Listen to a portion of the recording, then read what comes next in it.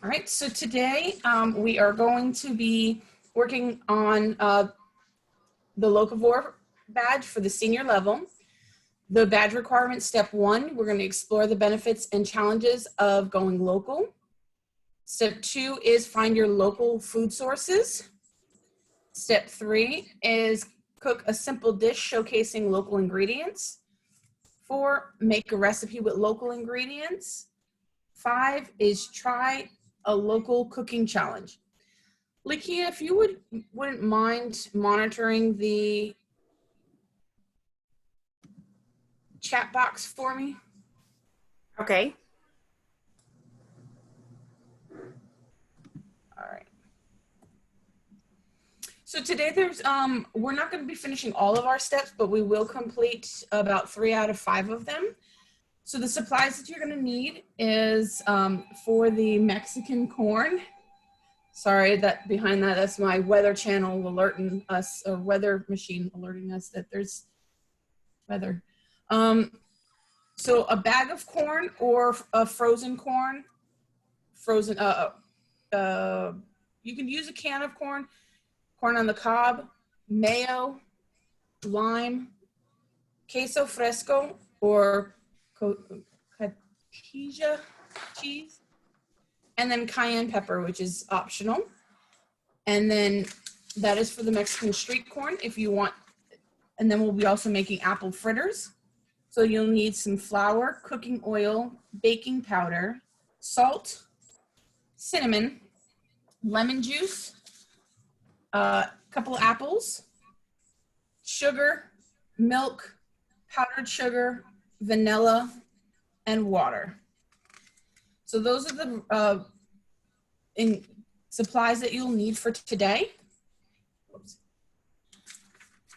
Right now, what we're going to do is we're going to go over our Girl Scout promise and law. So let's go ahead and see your fingers up. On my honor, I will try to serve God and my country, to help people at all times, and to live by the Girl Scout law. All right, the Girl Scout law. I will do my best to be honest and fair, friendly and helpful, considerate and caring, courageous and strong, and responsible for what I say and do, and to respect myself and others, respect authority, use resources wisely, make the world a better place, and be a sister to every Girl Scout. Great job, ladies. All right, so the purpose of this badge is that once you complete it, you will know how to prepare a meal of seasonal and locally grown dishes. So in this badge, your challenge is to cook with local foods.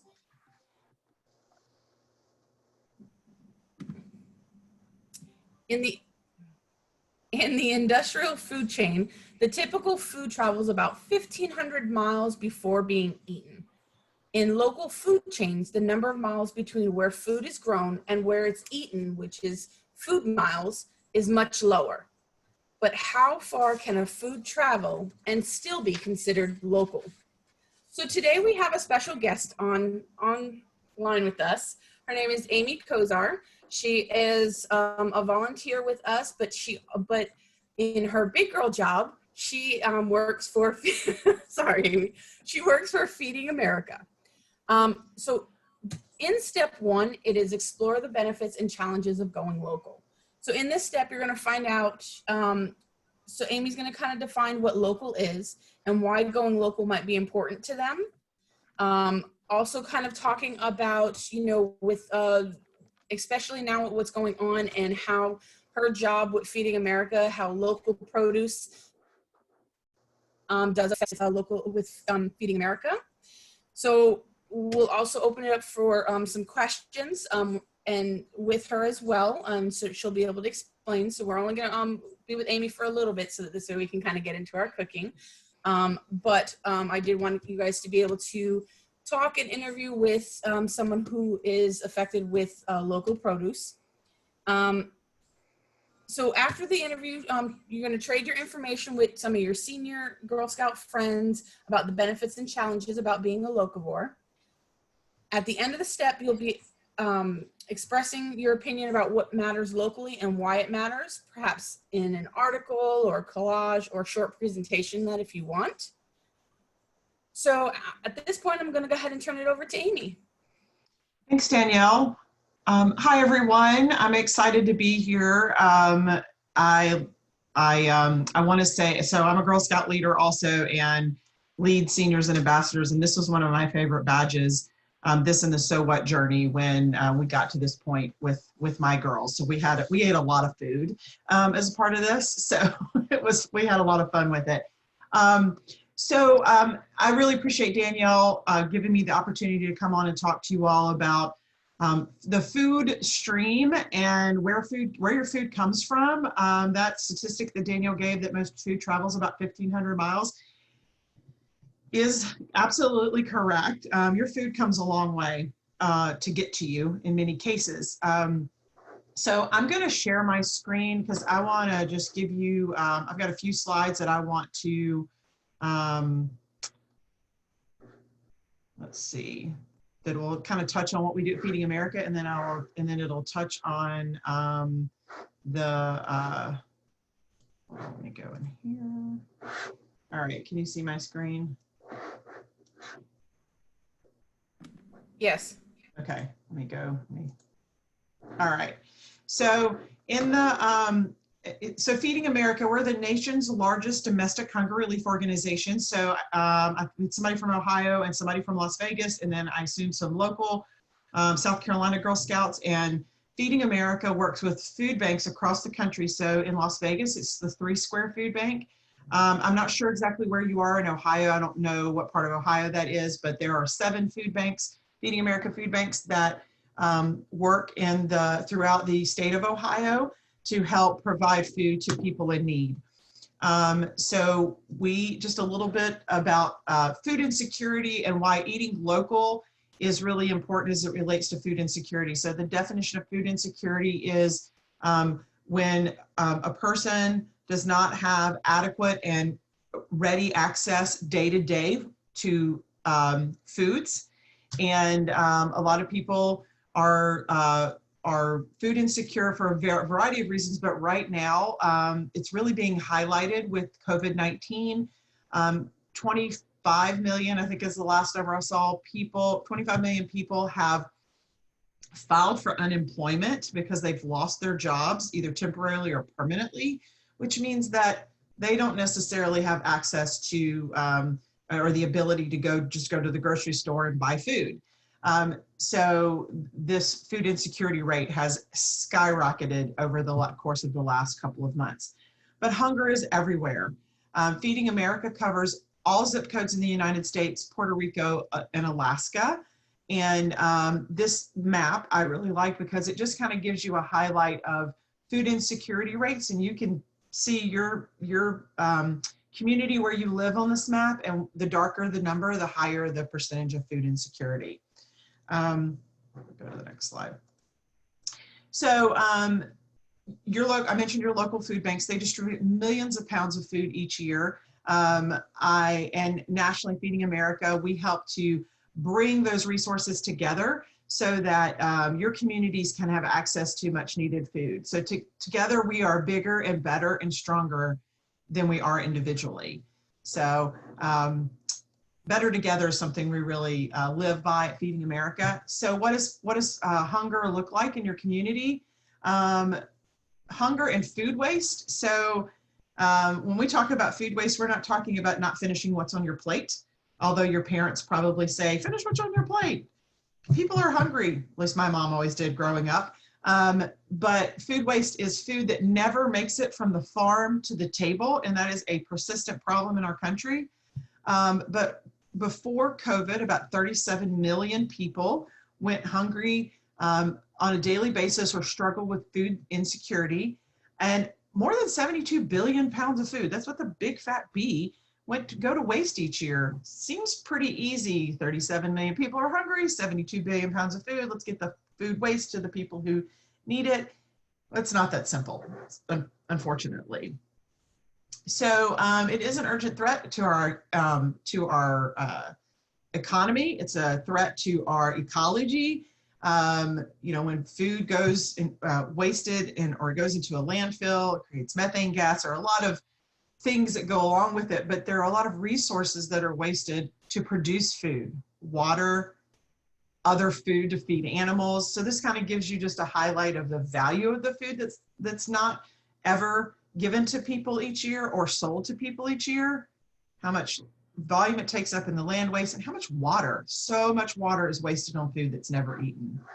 I would add that when my girls were juniors and they did their bronze award, they did their bronze award around food waste, and it takes, sort of as a call out, takes 9 gallons of milk to produce, 9 gallons of water to produce 1 gallon of milk.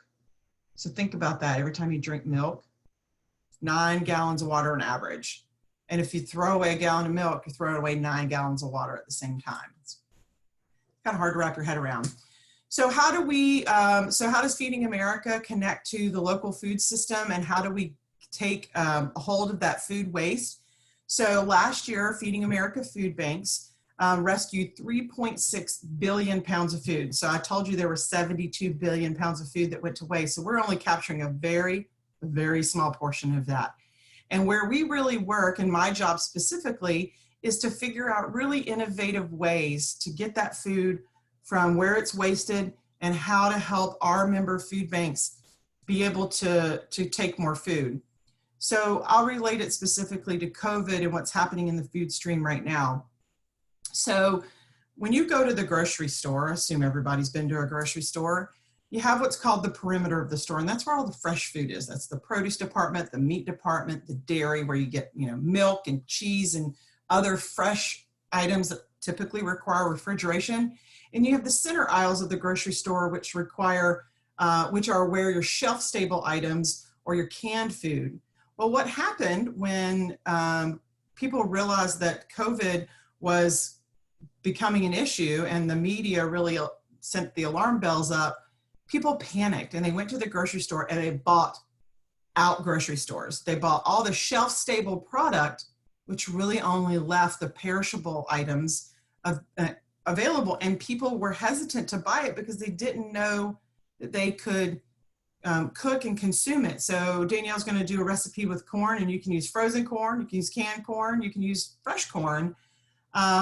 And that frozen corn is just as nutritional, just so you know, is just as nutritionally valuable as the fresh corn or the canned corn.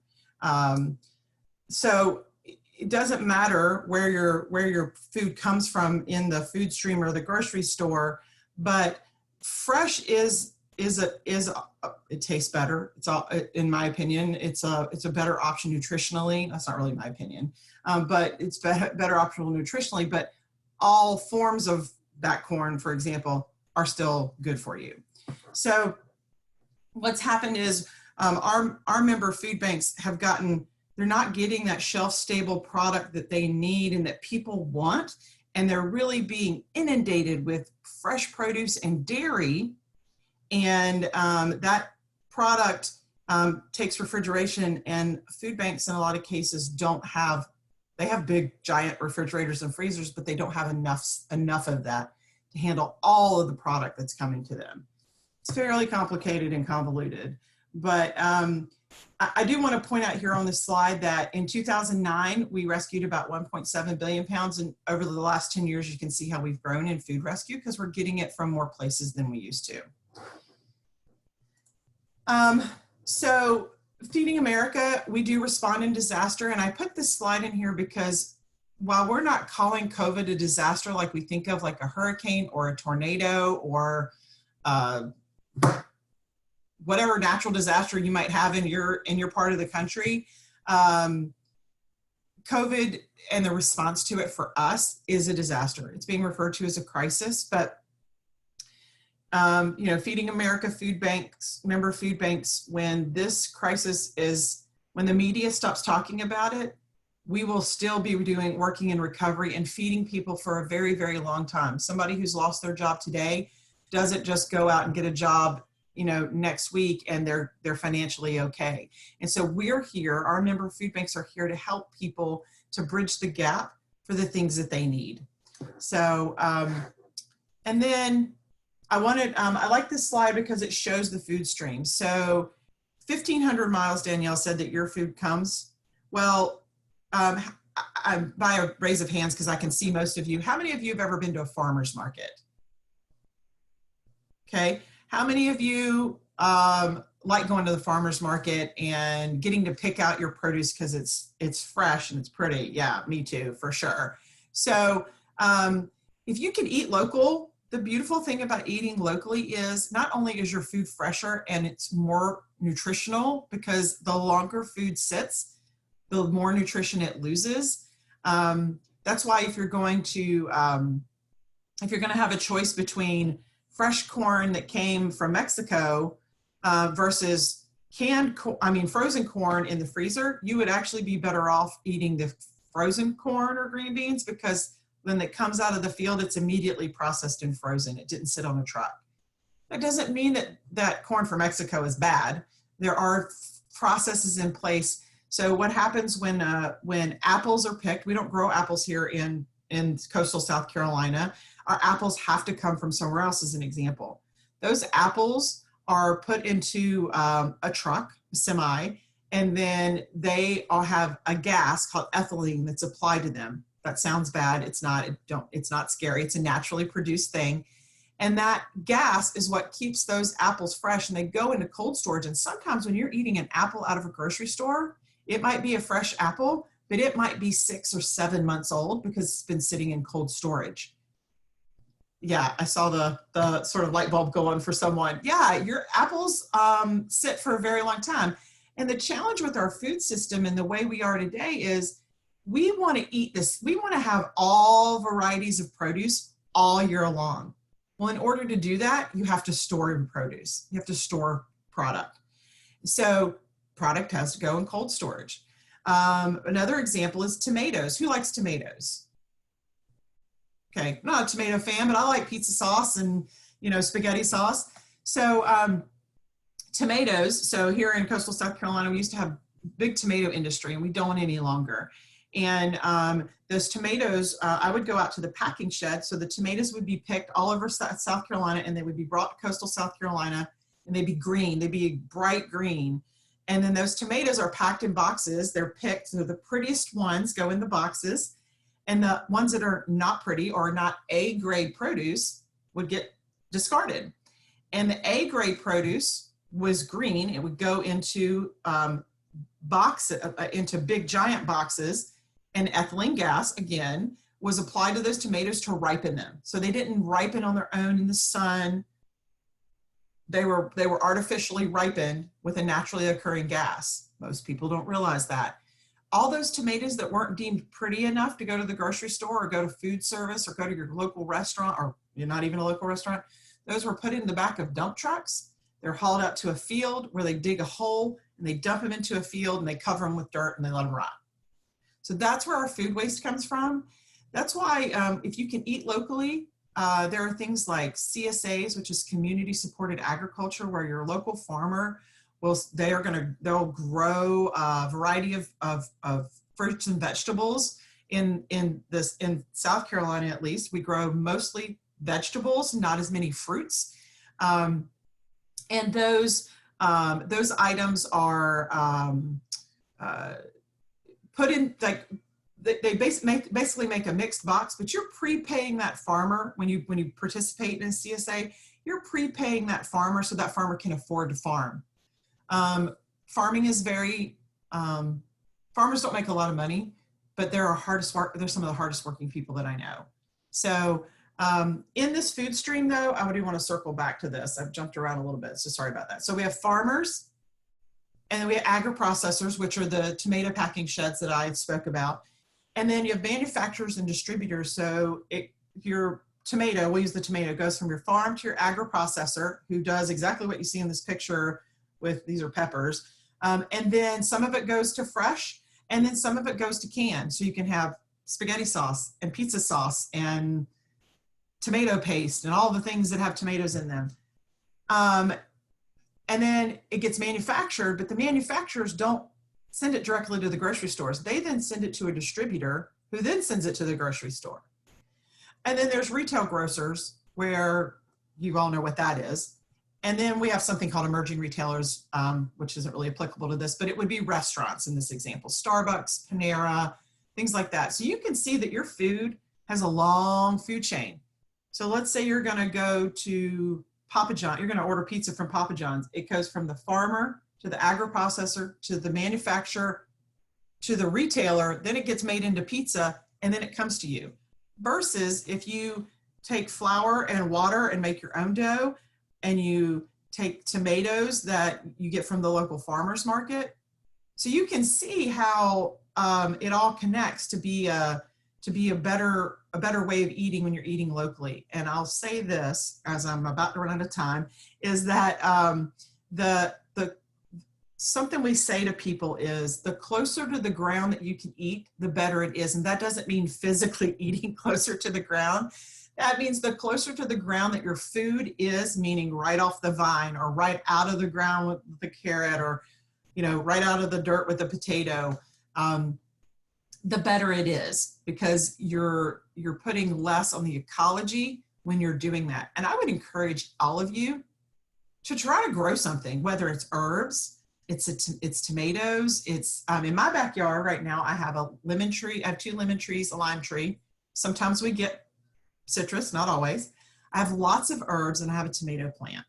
And so it's interesting when you grow your own food, how your perspective changes. And I'll give one last example, because I know Daniel wants me to stop talking. So I talk about this all day. I actually have a garden grown. These are my tomato plants. I have my tomato plants. And then Awesome. we have zucchini and squash and some cucumbers. Nice. Nice. Do you have flowers on your squash yet? Not yet, but they're getting big enough to where they're starting to bloom a little bit. Gotcha. So squash, for example, you can eat the squash blossom. You don't have to actually wait for it to produce a squash. So, but I totally forgot what I was going to say. Eating closer to the ground. So I'll tell you this one last thing.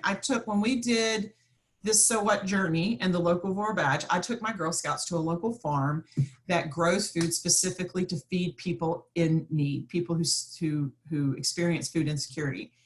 And they got to see all kinds of things: blueberries, bees, kale. And when we did that, it's the reason my daughter will actually eat kale now, because she saw where it came from. She saw how it was grown. She tried it right off the plant and was like, oh, this is pretty good. So now kale is something we eat in our household that we never ate before. So enjoy this badge. Enjoy learning to eat local. Farmers markets, and I don't know about where you live. Where I live, farmers markets are starting to open. We are allowed. They're, like considered like a grocery store. Get to your local farmers market when you can, and it's safe. And explore the food that's there. If you see something that you don't know what it is, ask the person selling it. They love to talk about what they're selling. So I've enjoyed spending time with you all. Again, Danielle, you can pass along my contact information if girls have any questions about hunger or any other things that I talked about. I'm happy to be a resource for them. So, thank you so much, Amy, for joining us today and sharing your inside knowledge of what you do and what you do for Feeding America, and how everything has intertwined and kind of done that. So thank you so much. I appreciate it. You're welcome to either stay on with us and see the food, or you're welcome to get back to work, because I know that you have a lot of things that you're doing as well. So I do. I have a call. I'm just curious. Were there any questions at all? That looks really good. We had skillet corn last night for dinner. As a matter of fact, fresh off the cob. Didn't look like that. So if there's no questions, I'm going to go, because I do have a call in about 10 minutes. But thanks so much, Danielle, for inviting me to be here. Amy. All right, bye. All right, bye. All right, who's ready to start cooking? Yeah, all right. So we're going to kind of do both of these steps, both 4 and 5. So, kind of toggling in between it. But with we're going to be making Mexican street corn, which you can do one of 2 ways. You can either I went ahead and I got some frozen corn. But you can get corn on the cob. If you're going to get the corn on the cob, you got to boil the water and so forth. So before you start cooking or anything, we want to make sure that we do one thing first is wash our hands. So I'm going to wash my hands since I'm going to be playing around with some food. You want to do it for about 20 seconds, making sure that you get the palms, your webs, your thumbs, the back of your hand, grind your fingertips into your hand, get underneath your fingernails, and then rinse your hands off. Leave the water running while you get a paper towel to dry off your hands, so that if you touch the water faucet while your hand, right after you just finished, you've just recontaminated your hands.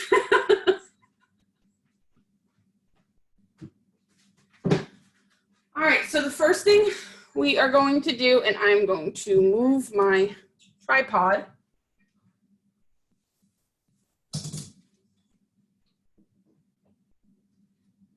So that we can kind of see what is going on here at the stove. These sessions are recorded, so don't worry. If you miss anything, you'll be able to see it afterwards. All right, so I have my pot over here. I'm going to set my burner to about medium. And I'm going to cook my corn. So that's what I'm going to go ahead and do for right now is I'm just going to start cooking my corn. Might have to put a little bit of water in it, just enough to kind of top it off. And then we're going to kind of let that cook. If you are doing corn on the cob, then you're going to boil your water and then put your corn cobs in the water so that this way it will cook. Once the water is boiled, you'll probably want to cook it for about 20 minutes or so. And then if you use canned corn, open up the can, put it in there as well. All right. So we're going to let that cook up and we'll get back to that in just a little bit. But we're going to start on our apple fritters.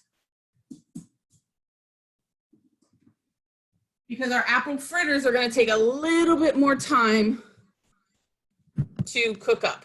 All right, so I have my mixer here. And this is, so basically step 4 is that you're going to make something that is local in 2 ways. It could be both personal, community, or family recipe, and it's sourced with local ingredients. So we're making the Mexican corn, and then we are also going to be doing apple fritters. So with the apple fritters is you can go back after this and invite your family, your Girl Scout community, maybe your growing network with some local food producers that you've come in contact with, and enjoy a delicious creation. Give your tips on what you can do next, and cook a dish starting from scratch. I showed you guys my a little bit of my garden.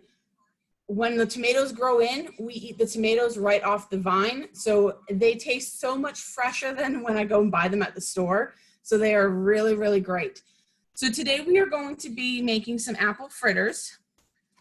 And I've made this recipe before, and I keep all of my, I guess, family recipes or recipes that I really enjoy in my separate cookbook than other ones, because I have a whole slew of different cookbooks because I like cooking. I like cookbooks. I like to see what I like to do. So I got this from my sister-in-law. So I put any of the family recipes in there, ones that I like to use a lot more. So today we're going to do the apple fritters. So in here, what I'm going to do is I am going to whisk together flour,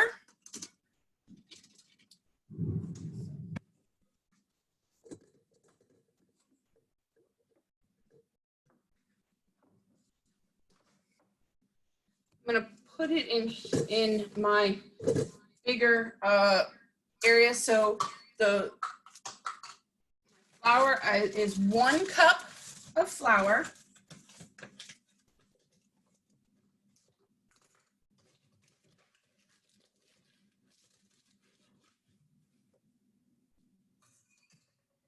If you have a sifter, it does help because it does help break up the flour a little bit.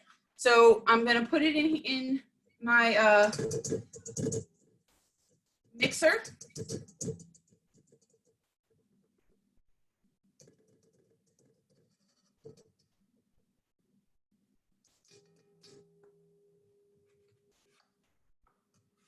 It's okay if you kind of make a mess a little bit, because when you go back through, you can go and clean it up. One thing I do want to tell you is I'm going to go back over here to my to the oven. Is I'm going to put some vegetable oil in another pot, so that this way that can start to heat up. So I have another pot on the stove back here. So I'm going to put that on about medium-high heat, so that this way it could start to heat up. I don't use like a whole pot full of oil. What I will use is just enough to be able to get to be able to flip them over. So maybe about 2 cups of oil you could put in, just enough to basically you'll be able to fry them in there. All right. So, and Danielle, what setting on your stove? Is it like a medium? Medium high. Okay. Medium high, just to basically get you want to be able to get the to heat up quickly. All right, so we're mixing together the flour, baking soda, which with baking soda, it is 2 teaspoons of baking soda. 1, 2. In the follow-up email, I'll also put the recipe as well. You're going to also put a 1/2 teaspoon of salt.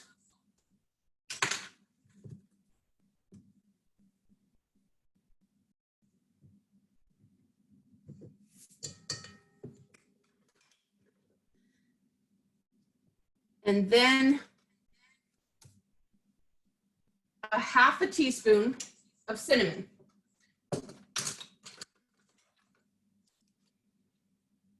Mine's right in here.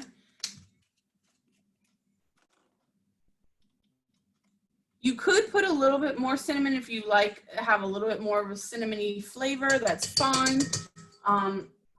You don't have to, that's fine as well.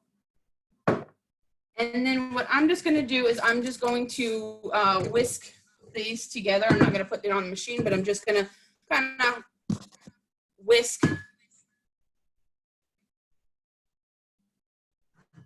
these together so that I can mix all of it up, the flour, the salt, the baking powder, and the cinnamon. So that's all nicely mixed together. All right, in a separate bowl, what you're gonna do is you're gonna cut up your apples. So you wanna take a peeler, peel your apples.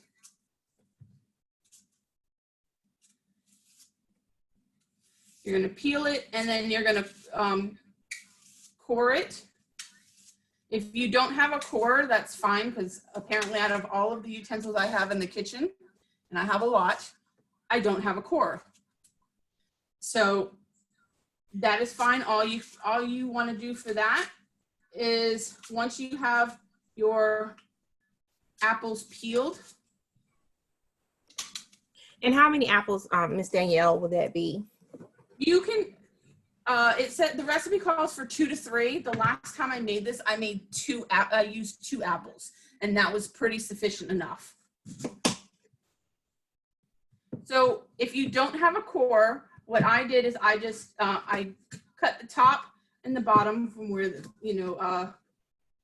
top and the bottom levels are, or where the seed part are, and then I cut my apples kind of in 4, and then I just cut down the middle to take out the seeds that are in the middle. What works best for this kind is using the green apples. So the green apples kind of taste a little bit better with this recipe. So the Granny Smith apples.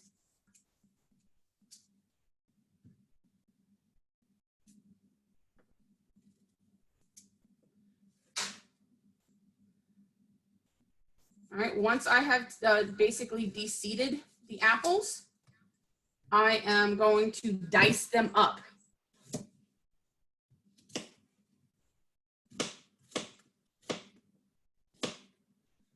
So with dicing them up, you're kind of putting them into small chunks.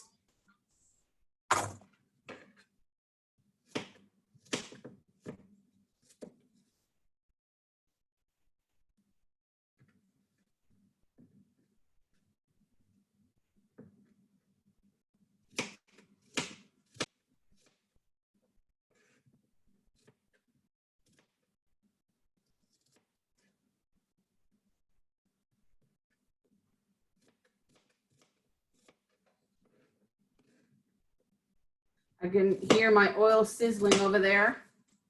It means it's getting hot, nice and hot. All right, so that is one apple, and I'm going to do the other apple real quick. Again, I'll go and I'll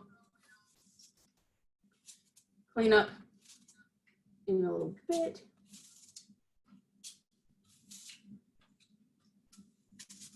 Danielle, can you make your, can you take the PowerPoint off so we could see you a little bit better? Can I take the what? The PowerPoint down, stop sharing the PowerPoint, and then you make your camera phone with your phone, the spotlight video. Yeah. One second, get my mouse to start working right. All right, is that better?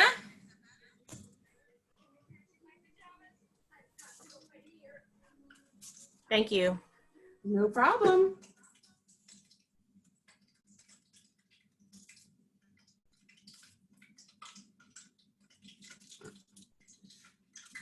Doing the apples is probably one of the longest steps, dicing them up.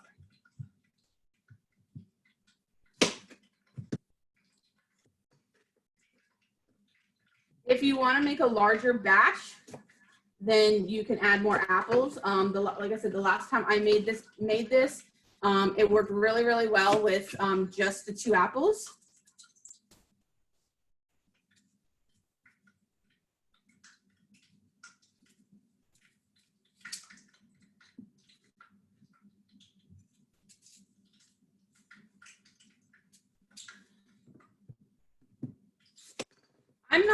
I'm not the biggest fan of apple fritters, especially store-bought ones.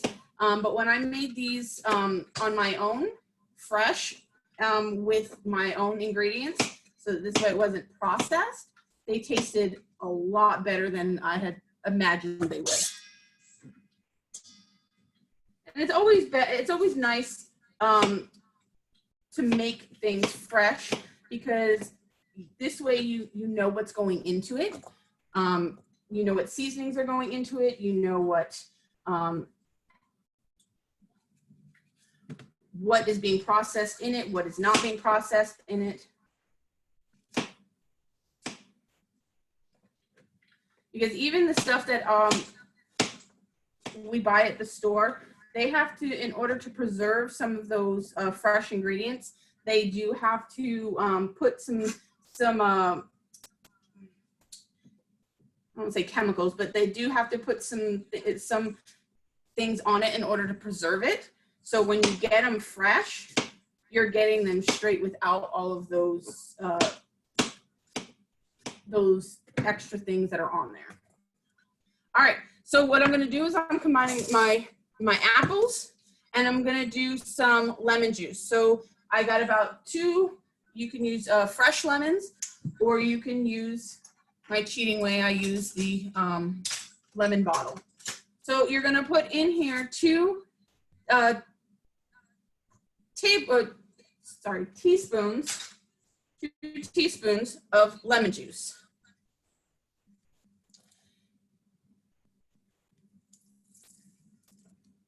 All right, and then kind of just mix it all in.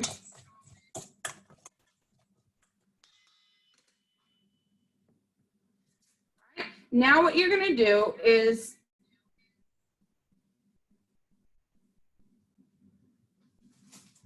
I'm gonna take the mixture that we flour, because I do need to make I'm gonna put the mixture that we had of the flour and put it into another bowl so that we can use that later. Now I'm gonna get my eggs. So you're gonna get 2 eggs.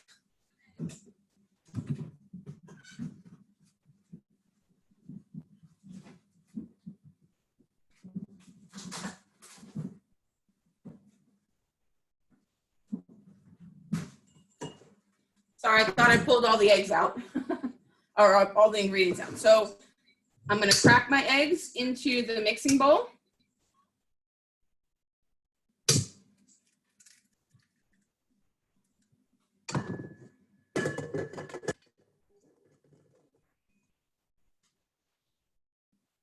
And I'm going to mix the sugar, which is 2 tablespoons of sugar. So I got my tablespoons. You don't need to use organic, but when I had went and got sugar, I didn't have, you need 2 eggs, 2 eggs. I did not have any sugar in the house, and the only thing at the store that they had was the organic sugar. So I'm gonna mix 2 tablespoons of sugar.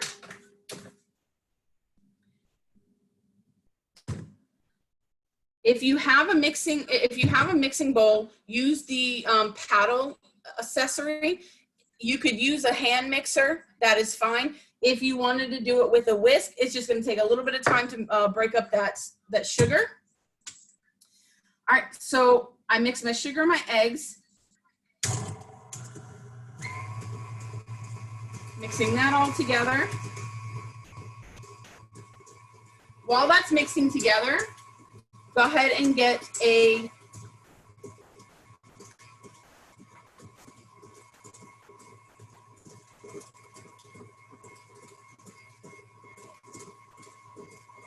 quarter cup of milk. So, usually for wet ingredients, you want to use a mixing cup. So I'm going to get my quarter cup of milk.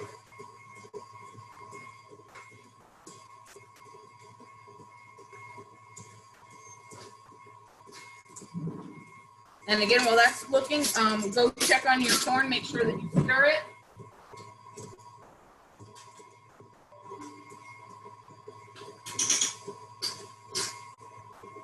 So that this way you can make sure that it's not burning on the bottom. All right, so now I'm gonna take my milk, put it into the mixer, mix that together again.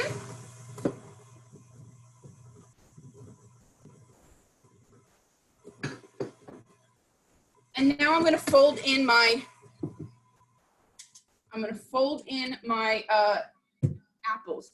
So what that means. 1 minute. I can see that Kathy is trying to follow along with you.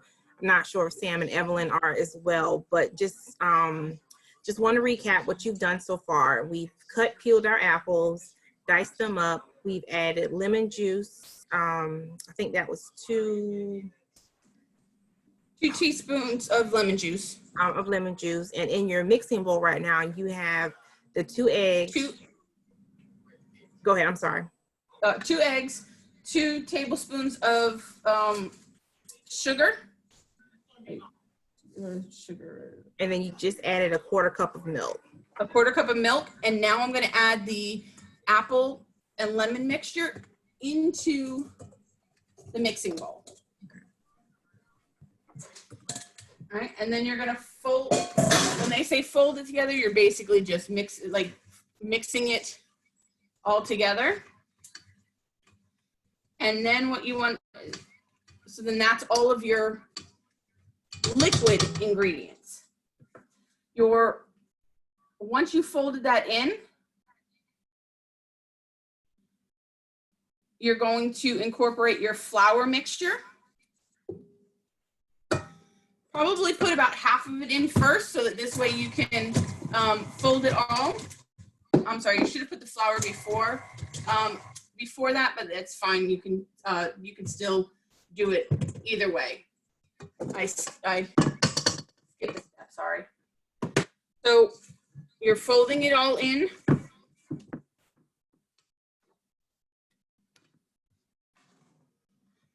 So that this way it kind of creates like a sticky mixture together.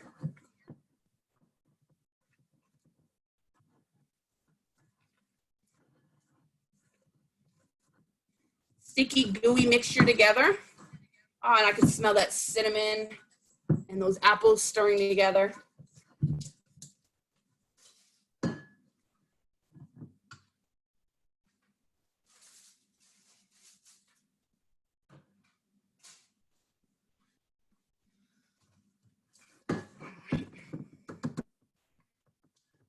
Alrighty.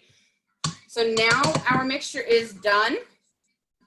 And what we're going to do is, since our oil has been heating up and is ready to go ahead and start cooking, our Mexican corn is almost done as well. So we are finishing up. What you can do is you can take that, you could reuse your 1/4 cup of your 1/4 cup that you used before, or for the dry ingredients, and then you're just going to take a scoop out because our oil is hot, and then you're going to take your mixture. Let me get my spatula as well, and then just kind of scoop it into your fryer, and then kind of rotate them like once they cook up a little bit. You can turn your heat down to about medium. I'm going to turn my fan on because we have a sensitive one. While those are cooking, we're going to finish up our Mexican corn. All right, so I'm going to put those, I put 3 in there. All right, so our Mexican corn looks about done. So I'm going to take that off of the burner. And what you're going to do with this is very, very simple. You're going to take a lime. You could use a fresh lime, or you can use the lime juice.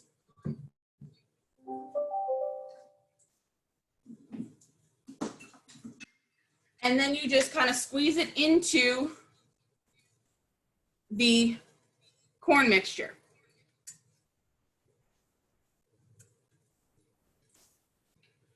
I use anywhere between a half of a lime to a whole lime. And then you stir that around. Take some mayo. Put some mayo in there. You don't need a whole lot of mayo, maybe about a 1/4 of 3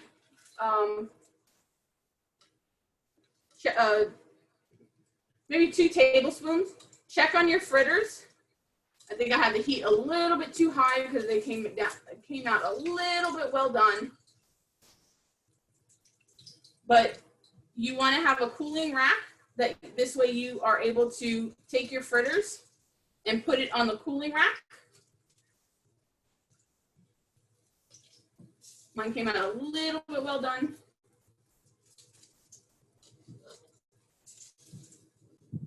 Trying to multitask doing 2 of these at the same time. And then you can put another batch in.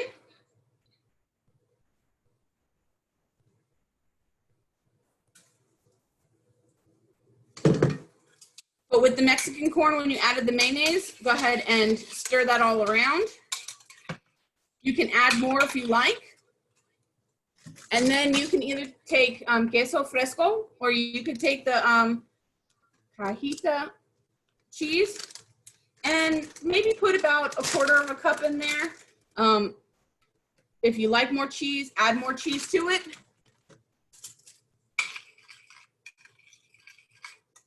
And then stir it all around.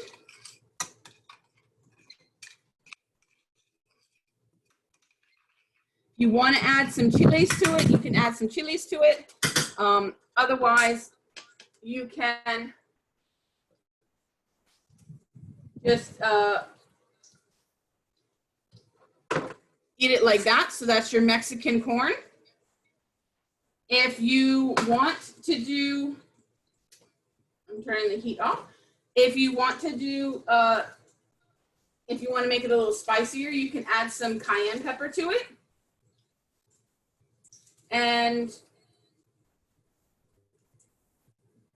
if you're using fresh corn on the cob, what you can do is you can take the corn on the cob, put the lime on it, like rub it down with the lime, and then roll it in the cheese concoction. That's how you make Mexican corn. And then our apple fritters, you can see some of them came out a little bit crispier, but there's our apple fritters. What you're gonna do is you're gonna let them cool off, and you're gonna let them cool off so that this way you can make the frosting or the drizzle on top. So with the drizzle on top, you're gonna take, I'm actually gonna use my same cup, my measuring cup that I use with my milk. And I'm gonna put, well, no, I need a little bit bigger. So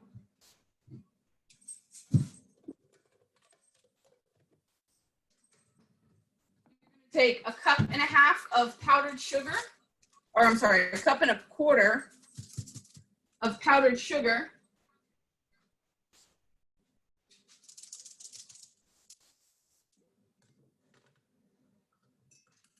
I get my 1 cup. Whoops. And 1/4 cup. And oh, I'm making a mess over here. You're going to add vanilla. You're going to add 1/4 teaspoon of vanilla. I sometimes put about 1/2 teaspoon of vanilla. So put that in there. And then you're going to add 3 to 6 tablespoons of water, but you're going to add them one at a time so that this way it can kind of make a frosting. I start out with 3. You're going to make a frosting consistency. Take a fork and just kind of, well, you can take a fork or you can take your whisk. And you're making a frosting, just kind of like the same frostings that you like to use on cinnamon buns and stuff like that. If it's too thick, add another tablespoon of water to kind of loosen it up a little bit. And then once your apple fritters are done and cooled off, you will drizzle you will drizzle this frosting on top.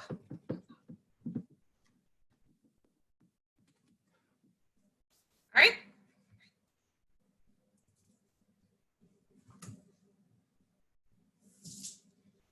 Sorry, my keypad got a little sticky here.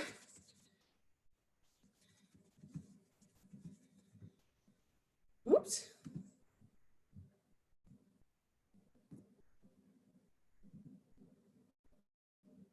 All right, so that is pretty much what you do to make apple fritters or Mexican corn.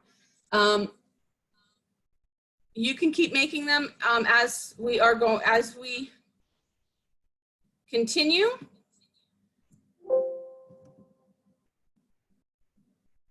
But what you're gonna have to do, so we've completed steps 1, 4, and 5. You're gonna have to need to go and the next steps do on your own. So you may be able to find local food at a grocery store, health food store, or farmer's market, or you might be close to a farm or live in a community with the option to invest in a box of seasonal farm fresh every month. Basically find out what is fresh each month. Explore the local options in your area. So you have 3 choices. You can either create a food calendar showing like 10 foods in the season. So I kind of did a calendar chart here on the bottom. So find out what foods or vegetables or fruits that are local in your area and create a calendar to find out what months are they most fresh in order to get during that time frame. You can create the next one, or you can create a food radius. Remember we talked about 1,500 miles earlier? Well, find out how far you're willing to travel for your foods. Or create choose 10 foods in your house and find local equivalents. So it might be eggs, it could be lettuce, it could be fruit. Does your family purchase them from a local store? If not, list places that the food, you can have alternative for that. All right, and then step 3, cook a simple dish showcasing local ingredients. So make 2 different dishes that showcase the same ingredients. So it could be a strawberry soup. It could be a strawberry smoothie. Or you can create 2 salads with at least 3 ingredients in them. Could be a fruit salad, or it could be a pasta salad. Create a simple local ingredient meal, like pasta primavera or chicken stew. Also, those of you who have been on and doing these virtual programs with us, we are now doing some pre-orders. So if you want to go ahead and purchase a patch, you can purchase it either through Eastern South Carolina shop or Mountains to Midlands shop. Kayla is Mountains to Midlands representative at the shop, and Shandella is for Eastern South Carolina, so you can go and pre-order them. I know both councils have already ordered them. They are on the way shipping, so that you can go ahead and pre-order them at any time. And that is pretty much what we have gone over today. I know we went a little bit longer, and I do apologize, but I thank you for joining us. We have went over how to explore the benefits and challenges of going local. So we've completed step 1. Steps 2 and 3 you'll need to do on your own. So find your local food source. And step 3, cook a simple dish showcasing local ingredients. And step 4 we did here by doing the Mexican corn, making a recipe with local ingredients. And then step 5 is try a local cooking challenge, which we did the apple fritters. So thank you again for joining us today, and we hope that you had fun and being able to create some meals. Hopefully your family will enjoy the meals that we put together today, the simple little things. Don't forget to tune in next week, May 8th at 10 a.m. to work on your senior textile artist badge work. And then if you want to join us today at 3 o'clock on our Facebook Live, we will be doing balloon art, balloon flowers. So thank you, ladies. I do appreciate you guys joining us today. And if you have any questions, please feel free to type them in the chat box. Otherwise, we are done for today. And I do appreciate you guys joining us. I hope you learned how to make a new meal.